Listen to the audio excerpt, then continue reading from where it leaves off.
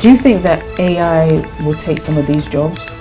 AI definitely will take a lot of jobs. How difficult was it moving to Las Vegas? Especially if you don't have your paper, it's very, very difficult. On this episode of the Diaspora Conversation Podcast, we sit down with a man who wears a digital armor by day and builds generational wealth by night. Edmond Sarpong is a cybersecurity expert, US military veteran, a real estate investor, and a community leader with one foot in Vegas and the other in Ghana.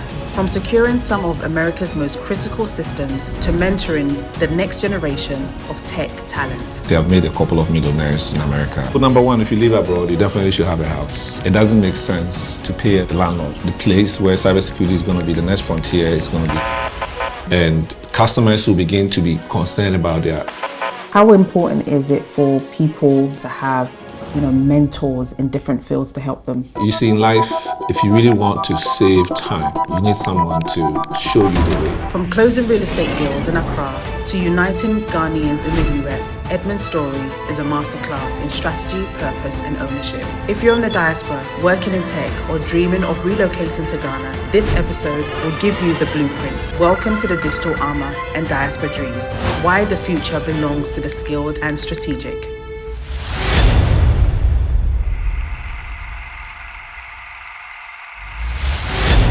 So let's start at the beginning of your journey. How do you think cybersecurity has become your ticket of influence? Thank you, Denta. So my story started about 13 years ago when I moved to the US for my master's degree. Just like most immigrants, to find your feet in the ground is very, very difficult in the US when you are fresh, trying to figure it out. You do all kinds of jobs just to, figure out life in America. That was really, really tough. Let's talk about how tough it is, because I feel like there's a lot of Ghanaians that are trying to leave the country. A lot. Like the US embassies, UK, Italy, Germany, they're getting thousands of applications every day. How difficult was it moving to Las Vegas? The most difficult part is really just understanding American way of life, And the American way of life is very expensive when you go. You need a place to stay. You need health insurance. Mm-hmm. You need to be able to have a car to move around depending on where you live. Mm-hmm. You need to have, food, right? Mm-hmm. All these essentials cost a lot of money. And as an immigrant, especially if you don't have your paper, it's very, very difficult trying to really live, right? So that was really the biggest challenge for me. Right. I lived in a room with 5 people. Wow. In America, that is a big deal, So that was part of my earlier journey. But luckily for me, because I have always had a tenacity to change my life, I was able to discover cybersecurity, and cybersecurity kind of paved the way for me to change my life. And as a result, also changed the lives of many other people today. And in fact, I'm really proud to say I've made a couple of millionaires in America. Wow. Thanks to cybersecurity. That's amazing. Yeah. But who told you about cybersecurity? I mean, you were doing your master's. What were you studying? Yeah, so when I went to the US, I started doing international business. I wanted to be a business, come back home, become a businessman. And then somewhere along the line, I met someone. The person told me, it's not easy. I still didn't listen. Luckily for me, I was able to join the military at some point in my career. And the military was when I met a friend who was already doing cybersecurity. And the person told me about, the journey to changing my life. And that is how I decided to toe that path. And today, I'm proud to say that I'm a cybersecurity practitioner, and I've done a lot in the US and also on this continent. Fantastic. Tell us about the US military, the discipline that's there that kind of helped you on your journey. So the US military is really, really good when it comes to discipline. You learn they tell you when to wake up, what to eat, how to walk, how to talk, and so I grew up in Ghana, so joined the military and trying to learn these things when I was in my 30s was not an easy journey. I was in, the dorm with people that were much younger, 18-year-olds, So it was really, really tough. But, it toughens you up. It lets you understand that you can do something better with your life, because nobody's born as a military person. You are trained, right? So because you're trained to change the way you're a civilian to do things, that is the same mindset that will allow you to also make your life better, right? And also the military also offers you some skill set, that you can actually apply when you're outside. So that is one of the advantages of being in the military. And also, gives you the opportunity to have security clearance. Okay. And in America, if you have a security clearance, depending on which one you have, you can actually get a job, a very good paying job, because they'll pay for your security clearance, Wow. Yeah. Every time I'm in the US and you're boarding, they literally are clapping for the US military people. One, they board first, literally, no matter the ticket that they have. But there's so much respect for US military. Yeah. Like, some of the people will be like, yeah, let's clap for our military people. Like, the respect is there. Yeah, that's 100% the truth. You get a lot of the malls, you get 10% discount, which is a big deal. Yeah. Saves you on taxes, right? Yeah. There's something called VA loan. So if you are into real estate or you love to buy homes, you can get homes at a very affordable rate compared to what the market offers.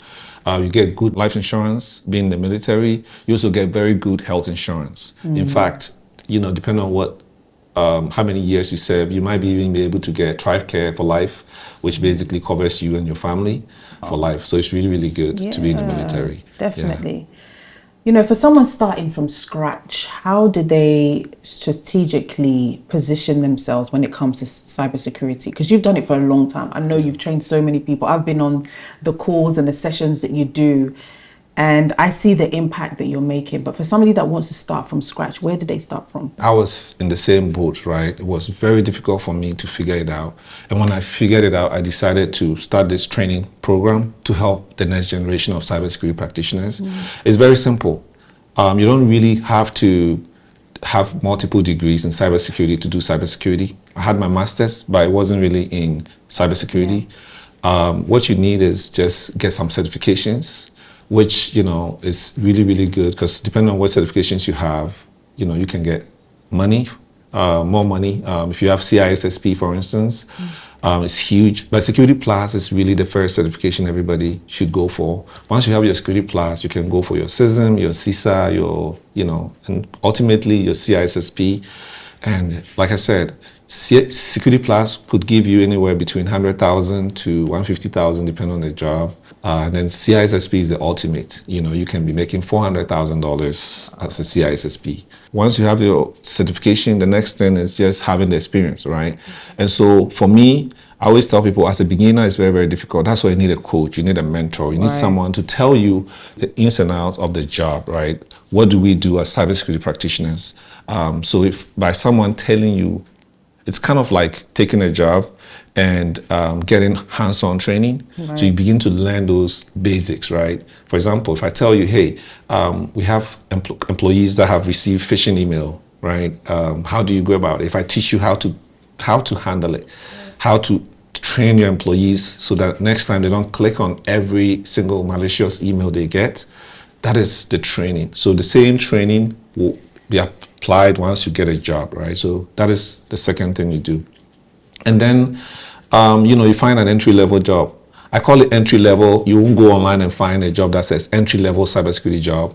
But just get a job, get someone to prepare you to go for the interview, And once you're able to get the job, you should be able to survive, right? I have trained so many people with zero background in technology. Some of them, they didn't even, some were Uber drivers who never even had a laptop, but they were able to change their lives, with cybersecurity. So it's possible. Okay. Everybody can do it. Okay. And what types of jobs can you get in cybersecurity? Because it's vast, right? Yeah, you can get jobs like cybersecurity engineer, cybersecurity analyst. You can get risk analyst. You can become an auditor. You can do various things, mergers and acquisitions. That is another area that I'm specializing now. Okay. Companies that are buying new companies. When they buy a company, they don't want a company that has already been hacked, right? So you provide guidance to the company on how to, and that is what I do. I do that globally. I have consult for top companies that are looking for, M&A, we call it, specialists. So you can do that. You can do pretty much everything. You can everything that has to do with risk, right? Because ultimately, every company wants to reduce risk to a minimum level that the leadership will be able to accept. And that is why they need a practitioner to be able to come in and help them reduce risk. So how do you see Ghana and cybersecurity? Have you interacted with any businesses and seen any flaws? How do we really increase cybersecurity? Opportunity when it comes to cybersecurity in Ghana is major, it's massive. Wow. And I always say that if you're looking for the place where cybersecurity is going to be, the next frontier is going to be here in Africa. A lot of technology companies are moving here, and customers will begin to be concerned about their confidentiality, their availability of information is going to be key to businesses, where companies, for example, if I'm a company, let's say like Yango, I want people to be able to make orders, right? Be able to go deliver items constantly. You cannot have a downtime, right? And that is what cybersecurity practitioners, that is what we do. And also the integrity. I don't want to go to a bank, for instance, go to Absa Bank. Yesterday I had $1,000 or 1,000 cedis in my bank account. And today I checked my bank account and it's 500 cedis because someone has gone into my bank account to steal money from it, right? So that is what we do as cybersecurity practitioners. We want to protect companies from being exploited, right? And also customers from being exploited, right? So cybersecurity is going to be very huge here. And I highly encourage a lot of young people who are trying to, change their lives to look to this field. Okay. Yeah. Do you think that AI will take some of these jobs? AI definitely will take a lot of jobs. Okay. But I always say that even the AI, there should be a cybersecurity person who protects the AI, right? Okay. So that job of cybersecurity is never going away anytime soon. Okay. It's still going to be there. What AI is going to do is it's going to augment what we do. It's going to make our work even better. Like today, we have cybersecurity tools like SOAR, security orchestration and augmentation response tools, which these tools really just goes into deeper step. It analyzes data in ways that we didn't have before. We have, SIM tools that will go a step further and kind of be able to help you correlate and aggregate data and use it for very, very meaningful things, be able to find incidents and stuff like that.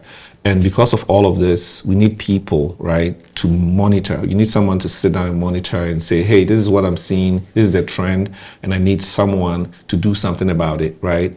And so, so that is what AI is never going to, overcome cybersecurity. It's going to work hand in hand with each other. It's going to work hand in hand? Yep. Okay. Let's talk about relocating to Ghana. Is it something that you would consider? I know there are so many opportunities here. Like I said, this is the next frontier. So for me, I'm looking at, coming here a lot often. Okay. I'm trying to build a business here in cybersecurity, Fantastic. To help, people, especially the young folks, to be able to change their lives as well, mentor a lot of people. And so relocating here, like I said, it's never a no for me. It's actually, there's the potential, of me moving here. Because a lot of people think about moving Ghana and then they come and they're like, I don't know whether it's for me. There's a lot of challenges. There's things are not working. There's a lot of complaints. How do you see our motherland with your experience? Our motherland is definitely different. Things don't move as fast as and clean as it always moves when you're in the diaspora. For example, I could go to the mall. Before I leave in my house, I know exactly what the price of a product is. But here there are so many factors that influences price of things. We have, a lot of import coming in, and depending on the price of someone paid for a wooden work. Also, things just don't move smoothly. Sometimes you could be in traffic for the whole day, and it's just because someone is just driving carelessly along, So don't expect things to be like it is abroad, but that notwithstanding, for me, anytime I come to the motherland, it's just a different feeling. The stress level is really, really lower than what it is abroad.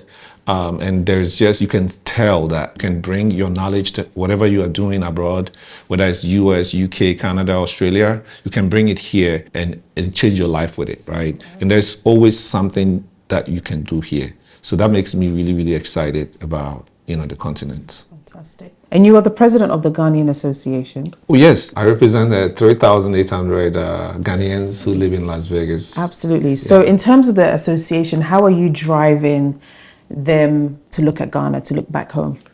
So one of the things we do is every now and then we bring really prominent people, who are politicians, businessmen, here from Ghana, entertainers from Ghana. And our way is really to tell the Ghanaian story, right?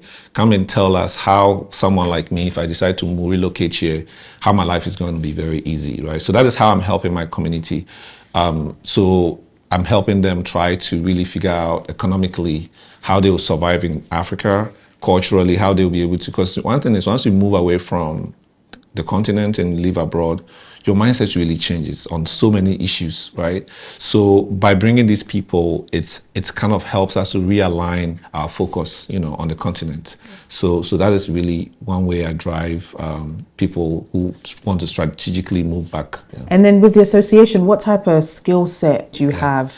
So I have a lot of doctors. That is the biggest thing. I have probably per capita in the US, number of Ghanaian doctors. We find them in Las Vegas.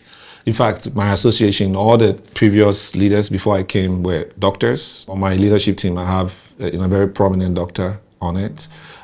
So that is number one. You have lawyers in the US. You have a lot of engineers, a lot of tech people like myself on there as well. And also ordinary Ghanaians who do various work in the casinos in Las Vegas. A lot of people are very, very diligent and very hardworking, taking care of their families back home and also helping Ghanaians that are there. So I'm really, really proud to serve this wonderful association. Amazing.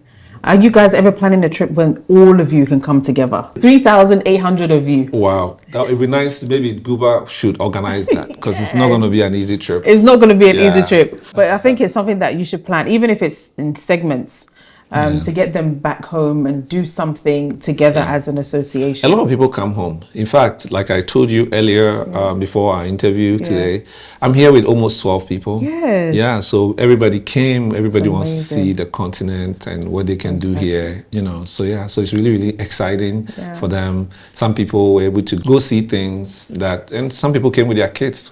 For their first time coming to Africa, like myself. I came with my wife and my two kids, and it's their first time in Ghana, and they're just having an amazing time here. Fantastic. Yeah. When people think about Las Vegas, they think about casino, strip clubs. They're not really thinking about other things, right? What does Las Vegas have to give? So Las Vegas, casino is definitely the number one thing. It's the biggest industry in Vegas that brings billions and billions of dollars. Secondly, right now we have mini Hollywood that is being built in Las Vegas. Also, Las Vegas has very large real estate. People just want to come and, live close to a fancy casino or live on a mountain somewhere. So real estate is also booming. In fact, it's one of the fastest growing real estate markets in the US. And there's always something to do, apart from work, there's so many entertainment options, so many restaurant options for people. So Las Vegas definitely is a place to look at. Have you been to other states? I've been everywhere. I've been to I travel a lot. So I've been to Florida. Florida is another city that Miami especially. Okay. Los Angeles is just a few hours from Las Vegas. You have Phoenix, Arizona, growing city as well. But there's just something about Vegas that makes it very unique, You mentioned about how, the casino brings billions of dollars into Las Vegas. What can we do as Ghana to have something that also brings us? There are so many things we can do. Luckily for us as Ghanaians, tourism, people come here a lot from everywhere, especially from the diaspora. So we just have to find what we are good at. And I always say anytime I drive past Osu, that you could literally build a nice little thing just on the Osu stretch, Oxford Street, that would change Ghana for generations to come, right? You could build a tech hub, you could build something that is so different that everybody from the continent would want to come and experience it. And that is what Las Vegas is, because when they built Las Vegas back in the day, it was just a desert town with nothing there. But today, they have lakes. They've created artificial lakes on the land, and to the people who are buying multi-million-dollar homes, and they've done it across the city, right? So we can do the same thing here in Ghana too. Yeah. You've got an amazing property, you and your family. Again, it's by the lake. Properties, not property. Let me start with the first one, where you're living right now. You've gone into real estate. It's a long-term game. What would you say to people who are wanting to go to real estate? So number one, if you live abroad, you definitely should have a house. It doesn't make sense to pay a landlord, right? Because the reason I say it is because the bank is going to give you money. And the money you get from buying the house, you pay it in sometimes up to 30 years, right? So one thing is during that time, you can build equity. So imagine you bought a house for $300,000 or $1 million, and within 5 years, you have 30% return on that, right? Let's say 30% return is 300,000, right? So for you to become really wealthy, just collect as many houses as you can. And the cool thing is you can live in a house. You get for your first, as a first-time home buyer, sometimes you can buy a house and not have to put any money down because they have programs and stuff like that will allow you to be able to get a house with 0%, down, right? So why don't you buy it? Get one, get your second, get a few, and within a few years, you're going to become a millionaire, right? From just collecting houses. So that is really my approach. If you get a little cybersecurity job, that is how you start. And then you build a real estate portfolio to augment, your income, right? And also to create generational wealth for the kids. It's absolutely really important. So how many properties do you have right now? I have a few of them. I am super impressed by the amount of real estate I've seen within the short time that I've been here. In fact, I went to University of Ghana when I was here, and just going and coming back within a short time, the amount of buildings I've seen just on that stretch, it blows my mind, right? If they were not making money, I bet you nobody will build these houses, right? So if you are looking to do something in Africa, definitely real estate is one area where you should look at. Absolutely. How important is it for people to have, mentors in different fields to help them? You see, in life, if you really want to save time, you need someone to show you the way. Some people have already made a mistake, of doing something that they shouldn't have done. Some people have gone to college to go study courses that if maybe they had someone to tell them about the course, right, they wouldn't have told that part. And if you go to America, so many people are struggling with student loan just because of that, So having a mentor is key. They will guide you, they'll show you the way so that you don't make the mistakes, So that is really the biggest thing that I always encourage my students to, keep an eye on, right? Apart from the mistakes I have made, I know people who have made the same mistakes, and it's better for me to tell you so that you will know which path, to toe, I was listening to a podcast, and the person was saying that he's not going to allow his children to go to university because he thinks that it's going to be a debt for them, but he'd rather they study a skill. What do you think about that, first of all? And do you think that's the way to go for the future? I definitely don't think that is the way to go. I think that one, if nothing at all, if you go to the university, it gives you certain level of mindset, right? For example, when you're in college, you're given assignments. And I know that when you're given an assignment, in order for me to pass to the next level, let's say from level 1 to level 200, I need to be able to finish my assignment, right? So that it gives you that discipline, kind of like the military discipline that you get, right? So any education is key. But I also believe in vocational skills. Like carpentry is huge. If I probably didn't go to college, I'll probably be doing something like that, right? If you can afford it, right?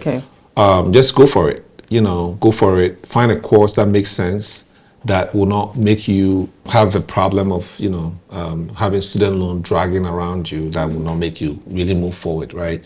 And that is really it. Other than that, I definitely think education is definitely the biggest thing. Go as far as you can. Because one of my cousins, she did law, and law takes quite a while. And she regrets doing that because now she sells waist beads and she's making millions. Yeah, it's good. And she feels that the time that she spent at that university doing law, she could have been doing what she's doing now. And the loan that she has to pay back is just not worth it. That's 100% the truth. But there are ways, right? I always tell people, let's say you go to the military, to just serve a few years, you have your education taken care of. Yeah. Okay, there are grants out there are scholarships out there that you can apply. There are jobs that will even, if they hire you as an employee, you just work there for a year, and they will even cover your tuition, for instance, right? So there are programs there, but again, that's why you need a mentor. If you don't have a mentor, then you are always going to have that challenge, right, of not knowing the way to how to maneuver these things. I went to school. By the time I graduated from school, I only had $5,000 in student loan debt because I had a way to pay for it, you know. Right. So I always say just meet and talk to the right people, and you know, and also your cousin, for instance, she have learned lessons from that is actually applying to her current field of work, right? Sometimes you may not get direct lessons from what you studied, but it will apply elsewhere to help you really better your life. Absolutely. You know? Yeah. What role does spiritual intelligence play in our lives? Spiritual intelligence really is key for me, especially being able to, you know, when I set my mind to something, you know, I know there are so many forces that may make it very difficult for me to really succeed. It could be, you know, physical forces, but having that spiritual thing helps me to really set my mind, focus my mind on whatever my aspirations are. And so, yes, definitely very, very key. I don't care what you believe in, just have that spiritual mindset. So where do you see Edmond in a few years' time? What will you be doing? I really want to help people. You know, helping people is key. And it could be my area of, you know, what I do right now, cybersecurity. I just want to see people succeed. Nothing gives me joy than just when somebody calls me to say, Edmond, I thank you so much. I got a job today, and you don't know how much you've changed my life. Wow. You know, it just gives me so much joy because I've been there before. Yeah. I've been in a position where, you know, I didn't have a car to drive. I didn't have money to buy gas, you know, and I've also seen somebody who came into my program, his wife's car had been repossessed. Oh. And because he couldn't afford to pay for it. And this guy, who knows, his wife could have left him, right? Within 3 weeks of him focusing on cybersecurity, he was able to get a job, and today he's doing well. Have you ever lost it all and had to start all over again?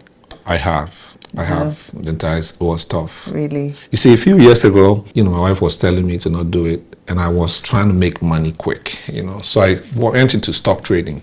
I was hitting it big. Sometimes in a day, I would make 80,000 in the morning. What? Yeah.